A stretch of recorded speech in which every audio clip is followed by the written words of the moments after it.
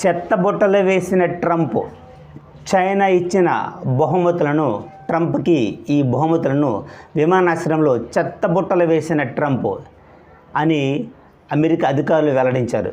ఎందుచేతనంటే చైనా ఒక దొంగ ఆ బహుమతుల్లో నిఘా పరికరాలను అమర్చిందని ట్రంప్ గారు విమానాశ్రయంలో చెత్తబుట్టలు వేశారు.